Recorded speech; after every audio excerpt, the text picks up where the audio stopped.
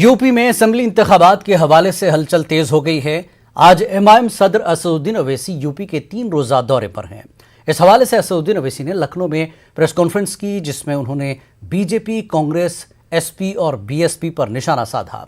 वहीं उन्होंने तालिबान के हवाले से कहा कि बीजेपी हुकूमत तालिबान को यूएपीए एक्ट की फहरिस्त में दहशतगर्द तंजीम के तौर पर क्यों शामिल नहीं करती। के लोकसभा के चुनाव में सीएसडीएस का डेटा है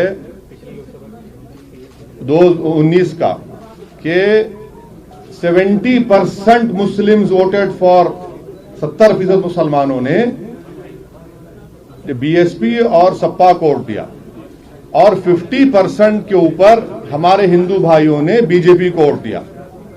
रोडों पे दिखे, अभी भी रोड पे हैं। किसने पार्लियामेंट में CAA का बिल फाड़ा?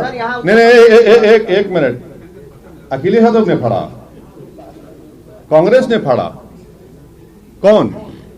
किसने राह दिखाई कि ये CAA का कानून दो मजहब के लोगों को मजहब के बुनियाद पर देश को कमजोर कर रहा है? हमने कहा। आज भी हम साथ हैं। हम आपको ये कहना चाह रहे हैं कि जरा हमारे नजरिए से भी बात को देखिए। इसलिए आपकी बात, आपका सवाल सही है, मगर वो सवाल में सच्चाई नहीं है। हमारा ऑब्जेक्टिव है कि उत्तर प्रदेश से बीजेपी को हराया जाए। हमारा कोशिश होगी इंशाअल्लाह ताला कि उत्तर प्रदेश से हम एमआईएम के विधायक बने। हमारी कोशिश होगी कि अतीक साहब और भाभी और जो भी उनके परिवार से लड़ना चाहेगा वो विधायक बनकर जाकर उत्तर प्रदेश में जोर से नाइंसाफी के खिलाफ आवाज उठाए।